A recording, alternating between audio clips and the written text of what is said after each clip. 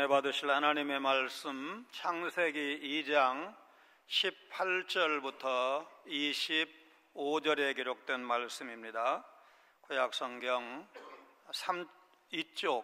3쪽에 있습니다. 18절부터 우리 한 목소리로 봉독하시겠습니다. 여호와 하나님이 이르시되 사람이 혼자 사는 것이 좋지 아니하니 내가 그를 위하여 돕는 배필을 지으리라 하시니라. 여호와 하나님이 흙으로 각종 들짐승과 공중의 각종 새를 지으시고 아담이 무엇이라고 부르나 보시려고 그것들을 그에게로 이끌어 가시니 아담이 각 생물을 부르는 것이 곧 이름이 되었더라. 아담이 모든 가축과 공중의 새와 들의 모든 짐승에게 이름을 주니라.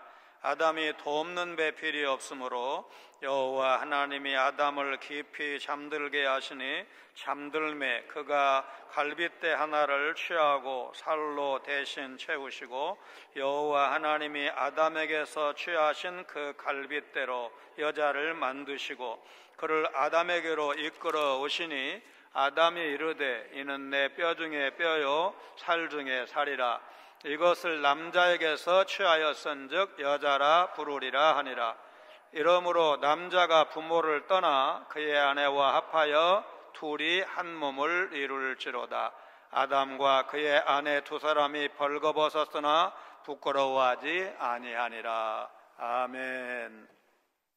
18세기 후반 영국에서 시작되어서 유럽 대륙으로 확산된 1차 산업혁명은 증기기관의 발명과 함께 본격적으로 전개됩니다.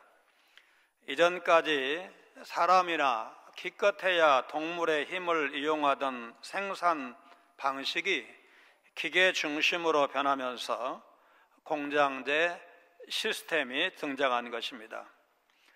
예를 들어서 제임스 와트의 증기기관은 공장은 물론 기차와 증기선 같은 교통수단의 발전을 촉진시켰고 농촌에서 도시로 이동하는 사람이 많아져서 그 결과 대량 생산 시대가 열렸습니다. 19세기 후반부터 20세기 초까지 진행된 2차 산업혁명은 전기의 발명과 대량 생산 시스템이 핵심입니다. 철강, 화학, 석유 산업의 급성장을 가져와 현대 산업의 기초를 다졌다, 이런 평가가 나옵니다. 20세기 중반부터 시작된 3차 산업혁명은 컴퓨터와 인터넷이 주도한 시기입니다. 이 시기에는 정보와 데이터가 중요한 자원이 되었고 자동화와 세계화가 본격화됩니다. 3차 산업혁명이 정보화 사회의 기반을 다졌다면 이제 우리는 4차 산업혁명 시대에 살고 있습니다. 4차 산업혁명은 AI, 인공지능이죠. 빅데이터, 사물, 인터넷, 5기가 같은 첨단 기술이 이끄는 변화입니다. 자율주행차, 가상현실도 이미 상당히 상용화되었습니다. 예를 들어서 테슬라의 자율주행차는 AI와 빅데이터 기술을 활용해서 운전자 없이도 차량이 스스로 주행할 수 있도록 설계되었습니다. 스마트폰 하나로 집안의 모든 전자기기를 제어할 수 있는 스마트홈 기술도 점점 발전하고 있습니다. 1차 산업혁명 이후에 250여 년에 걸쳐서 유럽이 이룬 변화를 미국은 200여 년, 일본은 150여 년, 우리 한국은 급속한 경제 성장과 함께 불과 수십 년, 한 60여 년 동안 너무나 빠르게 변화해서 개인의 선택을 중시하는 쪽으로 가치관이 변화해 왔습니다. 경제적 안정의 중요성과 여성의 사회적 지위 상승, 결혼 전에 예상치 못했던 새로운 가족으로 맞이하는 여성에게는 시댁이 생기고 남자에게는 처가가 생겨서 그로 인한 필연적인 변화에 적응을 해야 되는데 살아보니까 여러분 말처럼 쉽지 않죠. 우리 교회 다녀가신 필리핀 선교사님의 딸이 경상도 총각을 만나서 결혼을 했는데 충청도 출신 이 친정아버지와 신랑이 너무나 다른 겁니다. 그래서 살다 힘드니까 이제 이 선교사님 부부에게 왜 안 말렸냐고 그렇게 딸이 투정을 한다는 말을 이제 우리 교회 오셔서 설교하시고 식사 같이 하면서 들은 적이 있습니다.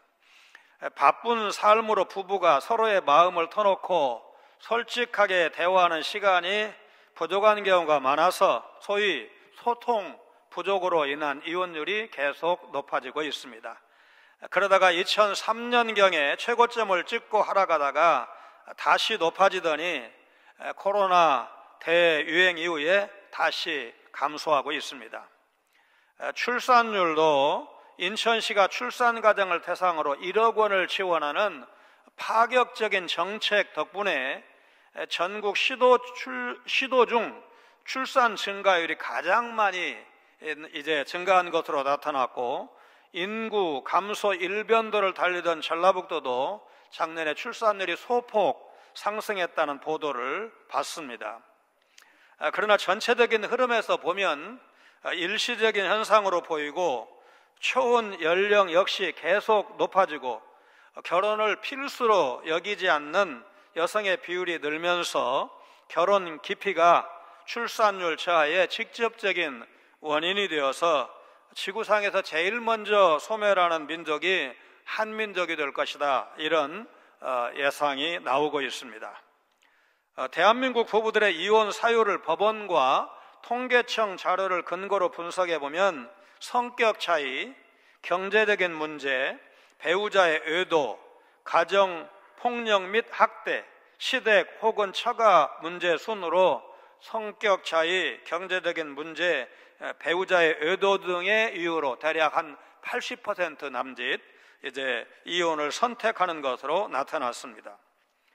조이혼율이라는 용어는 1000명당 이혼하는 부부수를 의미하는데 국가별 이혼 건수를 비교할 때 많이 쓰는 지표입니다.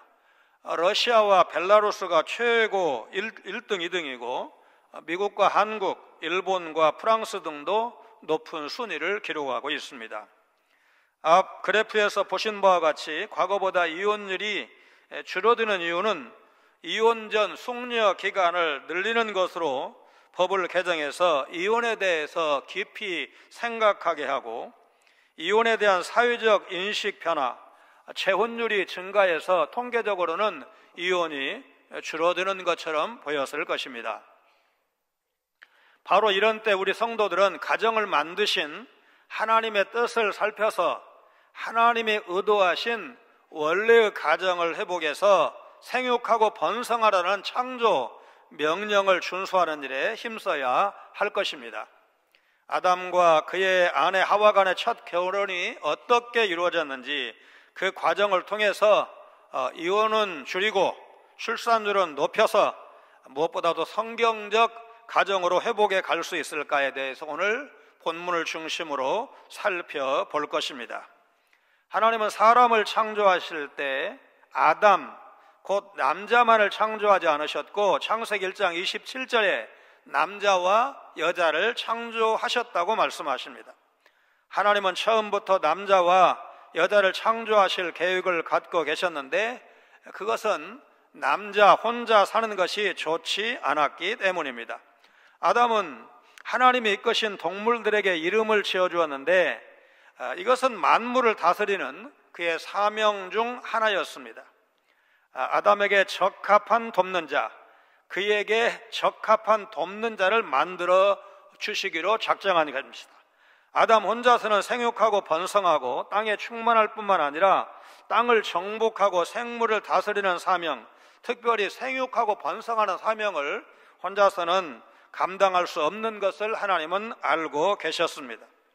그래서 아담에게 그 사명을 함께 이룰 수 있는 적합한 돕는 자가 필요했던 것입니다. 하나님은 그에게 합당하고 적합한 짝을 만들어 주셨습니다. 이런 사실은 남자와 여자가 서로에게 절대적으로 필요한 존재라는 것을 드러내는 것입니다. 창조 질서의 아름다움이라는 관점에서 이 둘의 관계를 생각해야 합니다. 서로를 지배하고 억압하려는 타락 후의 관점에서 둘의 관계를 바라보는 것은 창조 질서의 아름다움을 깨뜨리는 것입니다. 하나님은 아담이 혼자 사는 것이 좋지 않다고 보셨고, 그래서 어떤 일을 하셨는가가 흥미롭습니다. 하나님은 먼저 아담에게 동물들의 이름을 짓게 하셨는데, 아담이 자신에게 무엇이 필요한지, 무엇이 부족한지 절실히 깨닫게 하시고 배우자를 받아들일 마음을 준비하게 하신 것입니다. 사람은 하나님의 형상을 따라 창조되어 모든 생물을 다스리라는 명령을 받았고, 하나님은 아담에게 동물을 이끄셔서 그 이름을 짓게 하셨습니다. 사명을 주신 하나님 안에서 사람은 그것을 감당할 수가 있습니다. 아담은 지음받은 직후, 그러니까 창조 여섯째 날에 동물 이름을 짓는 사명을 감당하는데, 우리는 이 장면을 통해서 아담이 갓난아기로 지음받지 않고 성인으로 지음받았다라는 사실을 이제 짐작해도, 그렇게 해석해도 무난합니다. 여러분, 갓난아기가 어떻게 동물 이름을 다 끌고 오는 대로 이름을 지을 수가 있겠습니까? 그런데 그 임무를 수행하면서 자신에게 돕는 배필이 필요하다는 사실을 절실하게 깨닫게 된 것입니다. 생육하고 번성하여 땅에 충만하고 땅을 정복하고 모든 생물을 다스리는 사명을 아담 혼자서는 결코 감당할 수가 없는 것입니다. 하나님은 우리가 무엇을 필요로 하는지, 무엇이 부족한지를 아십니다. 그리고 그것을 깨닫도록 이제 섭리하십니다. 월터 트로비씨는 독일 라이프치히에서 태어나서 아내와 함께 패밀리 라이프 미션이라는 단체를 창설해서 세계 각처에 있는 그리스도인 가정에 새 힘을 주는데 이바지한 가정사역 전문가입니다. 그가 이런 말을 했습니다. 남편과 아내는 풀로 붙여놓은 종이 두 장과 같다.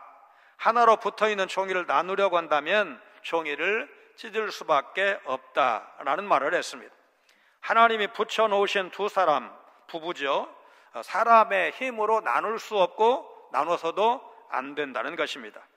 하나님은 부부가 합하여 둘이 한 몸을 이루라고 말씀하셨습니다. 여기 합한다라는 말은 딱 둘러붙어서 하나가 된다, 그런 의미를 갖고 있습니다. 남편과 아내 사이에 아무것도 들어가지 않은 친밀함, 서로에 대한 100% 헌신, 사랑과 신뢰를 의미합니다. 우리가 아는 것처럼 연합하면 시너지 효과, 긍정적인 플러스 효과가 나타나는 것입니다. 배우자, 그러니까 남편과 함께, 아내와 함께 살고 있어서 행복하십니까? 둘이 사는 것이 혼자 사는 것보다 더 행복하십니까? 이 질문에 예라고 서슴없이 대답할 수 있는 사람이라면 복 있는 사람입니다. 제자 훈련할 때 이제 권태기라는 걸 모르고 살아오셨다고 간증하시는 우리 장로님의 간증이 있는데 기억에 남습니다. 영국의 61대, 63대 총리를 지낸 윈스턴 처칠은 도저히 건강할 수 없는 사람이었습니다. 줄담배, 폭음, 비만, 운동 부족 등 성인병에 걸리기 쉬운 조건을 다 가지고 있었습니다. 그래도 그는 노익장을 과시했는데 66세에 수상에 올랐고 77세에 재선되었습니다. 또 연합국 지도자들과 함께 2차 세계대전을 승리로 이끌었고 전쟁 후에 제2차 세계대전 회고록을 쓰면서 90 넘게 장수했습니다. 그 책으로 1953년에 노벨 문학상을 받기도 했습니다. 그의 장수 비결을 연구한 의사들은 처칠의 장수 원인이 화목한 가정 덕분이었다고 결론을 내렸습니다.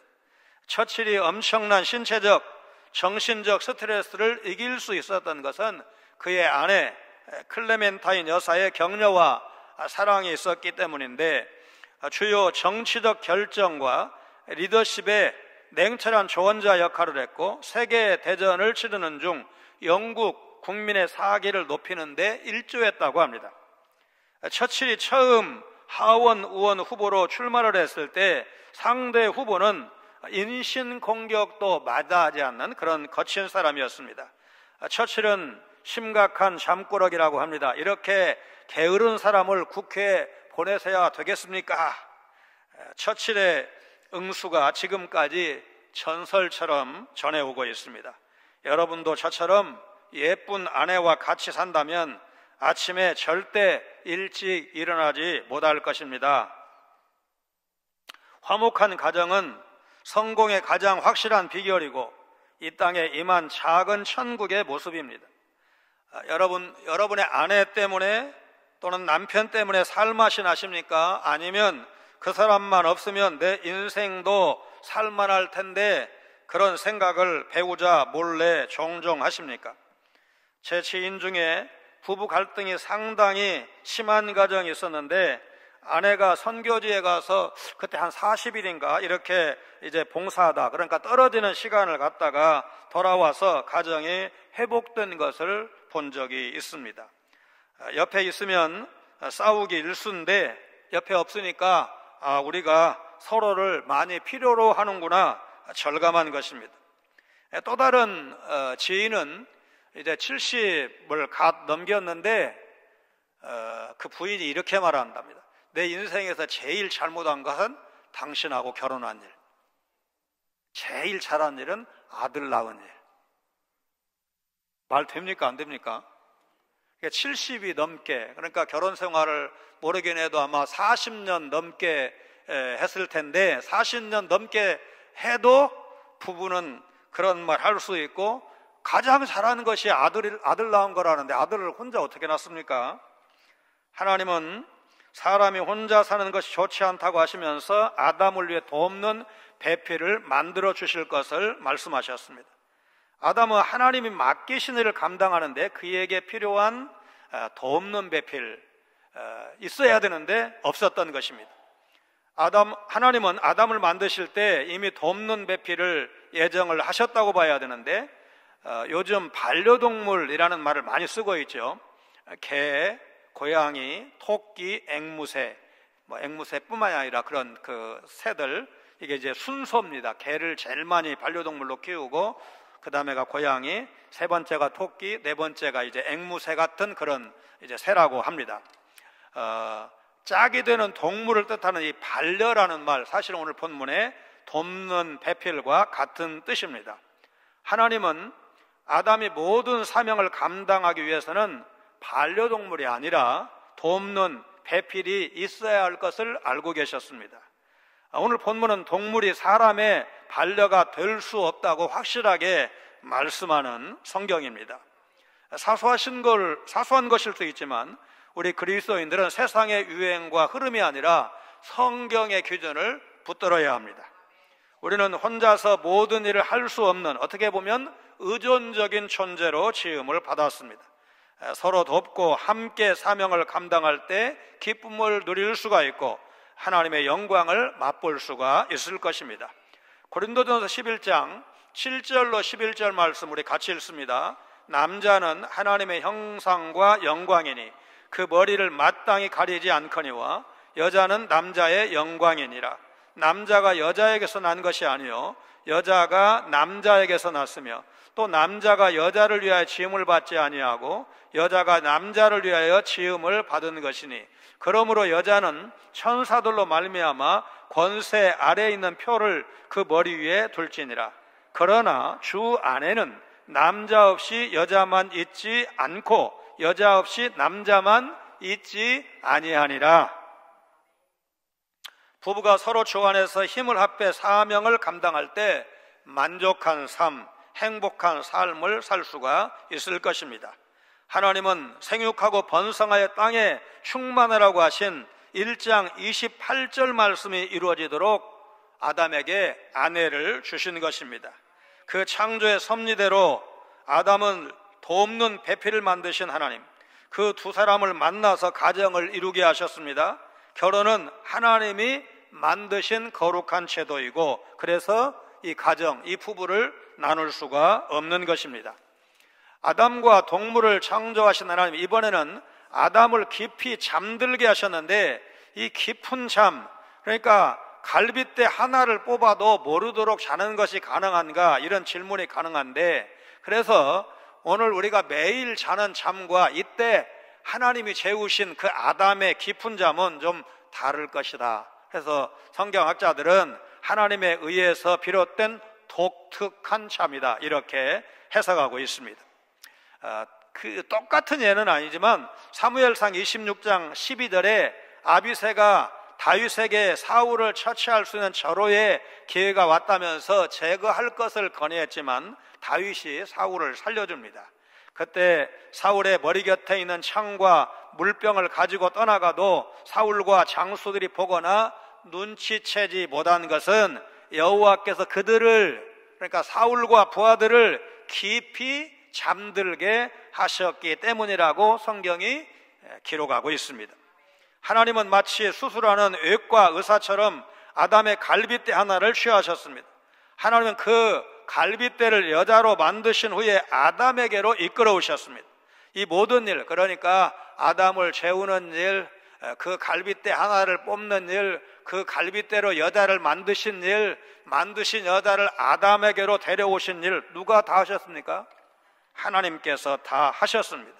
그래서 남녀의 결혼관계 역시 하나님이 제정하신 창조 질서, 신적 질서라는 사실을 알 수가 있습니다. 이제 아담이 동물과 물고기 이름을 지을 때 이제 암수 한 쌍씩 다 아담에게로 올 때, 여러분 동물 중에 여러분 굉장히 이쁜 그 동물들이 있잖아요. 그러니까 반려동물이 가능한 거 아닙니까? 그래서 그 이쁜 동물들을 보면서 다 이게 암수 한 쌍씩 있는데 자기만 옆에 아무도 없는 겁니다. 그래서 그 이쁜 동물들을 보면서 그때는 좋았는데 이게 정신 차려서 보니까 나에게는 짝이 없는 겁니다. 그런 상태에서 하나님께서 자기 갈빗대로 만든 여자를 데려왔을 때 뭐라고 했습니까? 23절에 뼈 중에 뼈요 살 중에 살이라. 그러니까 남이 아니라는 거예요. 자기 거라는 거예요. 뼈 중에 뼈, 살 중에 살. 아담은 자기가 할 수 있는 최고의 노래를 이제 불렀던 것입니다. 이것은 하나님이 남자와 여자를 서로 한 몸을 이루는 존재로 창조하셨기 때문에 가능한 일이었습니다. 여자는 남자를 돕는 자로 창조되었지만 동등한 존재입니다. 하나님은 여자를 만드시기 전에 어떤 일을 행하셨고 남자는 그 여자에 대해서 어떤 태도를 보였는가? 하나님께서 아담의 갈빗대 하나를 취해서 여자를 창조하신 것은 남자와 여자가 어느 한쪽이 우월하거나 열등하지 않고 서로 동등함을 의미하는 것입니다.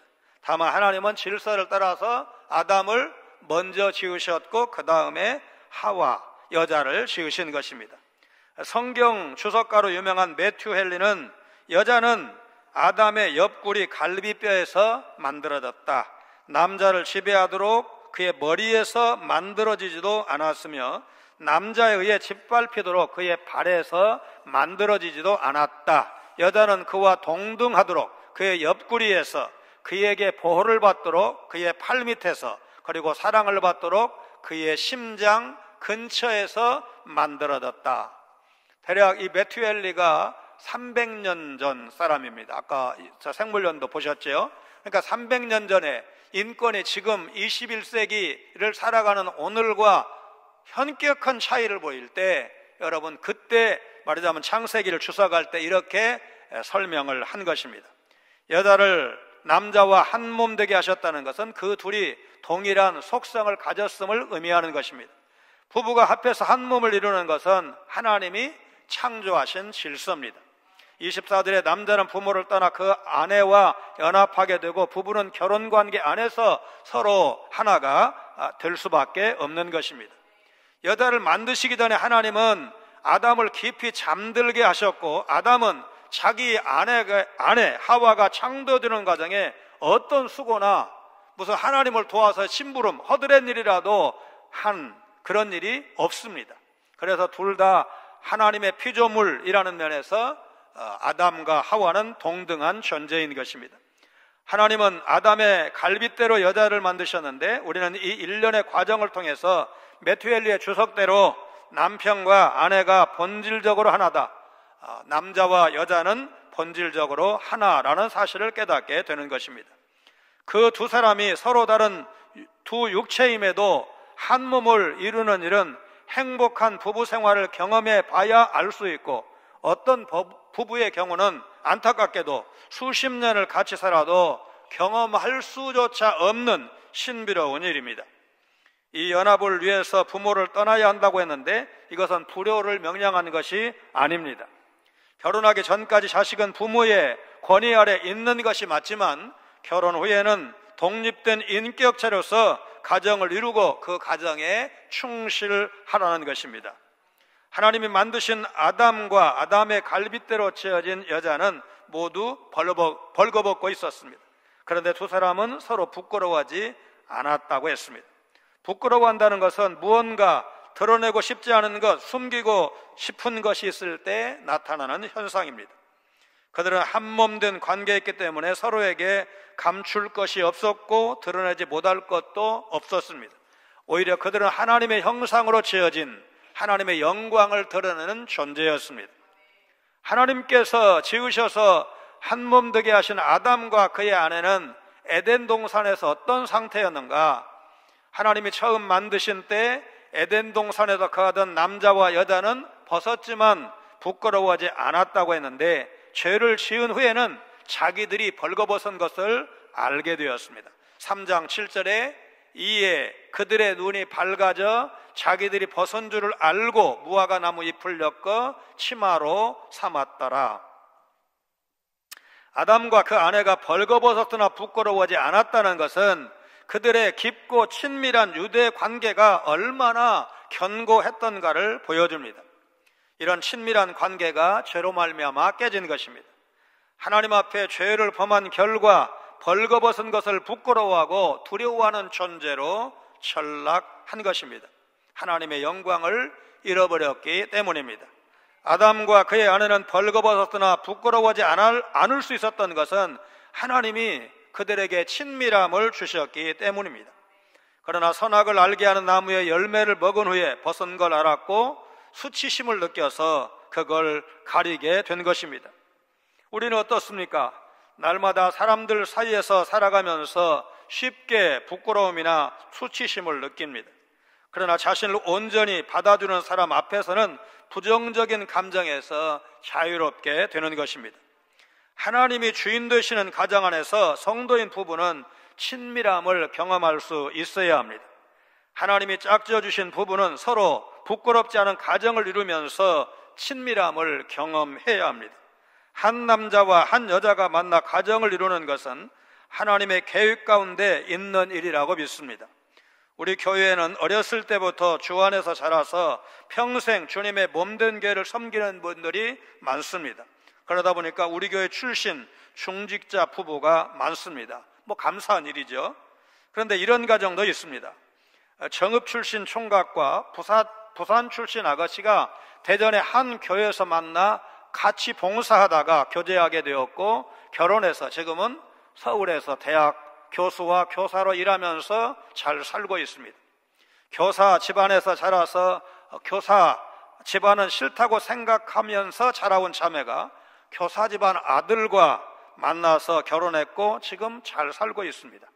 교육전도사 가난하게 사는 것을 보고 신랑감으로 교육전도사는 아니다 단단히 결심하며 살아오던 사람이 그토록 피하고 싶은 가난한 교육전도사와 만나서 결혼했고 40년 가까이 살고 있습니다. 서울에서 만난 권사님은 일찍 결혼하셔서 3남매를 두었고 40대에 남편과 사별하고 혼자 두셨습니다. 교장 선생 댁에 들어가서 몸이 아픈 안주인 대신 살림을 도맡아 하셨습니다. 그러다 부인의 병이 깊어져 죽음이 가까웠을 때 우리 장로님 계속 돌봐주면 좋겠다 부탁하고 돌아가셨습니다. 25살 차이 나는 재혼 생활이 그렇게 시작되었습니다. 20년 정도 사시다 장로님의 연세가 많다 보니까 90 넘어서 돌아가신 후에 제가 이 권사님을 만날 때는 79인가 80 정도 되셨을 때인데 어쨌든 예배를 마치고 물었습니다. 권사님, 나중에 천국 가시면 누구 보고 싶으세요? 묻고는 속으로 그래도 첫사랑이지요. 그렇게 대답할 줄 알았습니다. 그러나 제가 들은 대답은 첫 남편 얼굴도 생각나지 않아요. 장로님 만나러 갈 거예요. 그렇게 대답하셔서 놀란 적이 있습니다. 아무래도 신앙적으로 성숙하고 나이 차이도 많다 보니까 장로님이 아마 배려를 잘하신 모양입니다. 하나님은 이 땅 모든 것의 주인이실 뿐만 아니라 모든 가정의 주인이십니다. 오늘 자신의 결혼에 대해서 만족하며 감사하는 분이든 이건 아니야 회의하는 사람이든 이 세상의 기혼 부부는 하나님이 우리 가정의 주인 되심을 인정하면서 살아야 합니다. 하나님은 우리의 결혼을 위해서 짝을 지어 부부가 되도록 주례를 서셨고 둘이 아니요 한 몸이라고 성혼을 선포해 주셨습니다. 지금도 결혼 예식 중 혼인 서약을 한 다음에 주례자가 선포를 하는데 뭐라고 선포를 합니까? 이제는 내가 신랑 아무개 군과 신부 아무개 양이 하나님과 모든 증인 앞에서 정당한 혼인 서약을 하였기에 서로 부부가 된 것을 성부와 성자와 성령의 이름으로 공포하노라. 그런즉 이제 둘이 아니요 한 몸이니 그러므로 하나님이 짝지어 주신 것을 사람이 나누지 못할지니라. 그렇게 공포를 합니다. 하나님이 만드신 이 아름다운 창조 질서를 따라서 하나됨의 기쁨을 누리시는 여러분 되시기를 바랍니다. 우리 주보 일면에 이런 부부가 되게 하소서 우리 결혼식 순서지마다 계속 이 시를 넣는데 우리 이거 천천히 읽고 이제 마치도록 하겠습니다. 무엇보다 하나님을 경외하며 그분께서 우리에게 허락하신 하루하루의 시간과 관계들을 위해 열심과 성실로 최선을 다하는 부부가 되게 하옵소서. 세상적 지식보다는 그분께서 주시는 지혜를 따라 살아갈 수 있는 능력을 주시고 물질적 풍요보다는 내면 세계의 중요함과 충만함을 추구하는 부부이게 하소서. 남편에 대한 격려와 칭찬을, 아내를 위한 관심과 배려를 아낌없이 베풀며 서로의 지난 시간들로 인한 상처와 아픔을 위로하며 보듬어 안게 하소서. 서로 간의 솔직감을 통해 비밀과 오해가 없게 하여 신뢰를 소생케 하시고 부부지간에도 거룩한 경계를 허용해야 함을 알게 하소서.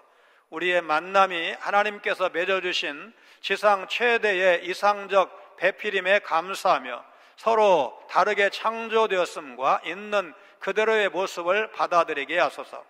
하루를 마무리하고 잠자리에 들기 전 서로의 수고로움에 격려하게 하시고 그분께 서로의 손을 마주잡고 건강과 평안을 구하는 기도를 드리는 부부가 되게 하소서. 이웃에게 닮고 싶은 부부로 본을 보임으로 그리스도를 전하게 하시고 행복한 부부의 노하우를 전하는 축복의 통로로 헌신할 수 있는 열정을 주소서. 바라기는 먼 훗날 손잡고 걸으며 이런 말 할 수 있는 부부이게 하소서.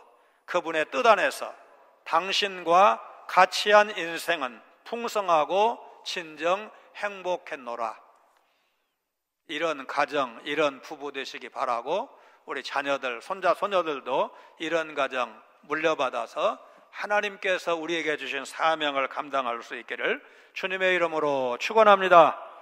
거룩하신 하나님, 결혼은 인간을 창조하신 하나님께서 정하신 신적 제도라는 사실을 기억하며 살게 하여 주옵소서.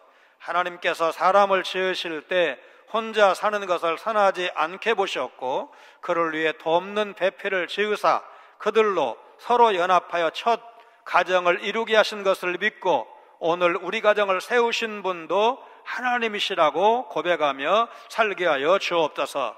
결혼이 하나님이 제정하신 신적 기원을 갖는 신성한 제도임을 기억하여 함부로 나눌 수 없음을 믿고 성경적인 결혼을 지키며 그 안에서 부부가 하나됨을 누리게 하여 주옵소서. 하나님은 가정을 통해 사람에게 복을 주시고 가정을 통해 맡은 사명을 감당하게 하셨음을 믿고 오늘 우리 시대의 사명을 기꺼이 감당하는 성광의 모든 가정들, 사랑하는 자녀들의 가정들 다 되게 하여 주옵소서. 예수님 거룩하신 이름으로 간절히 기도하옵나이다. 아멘.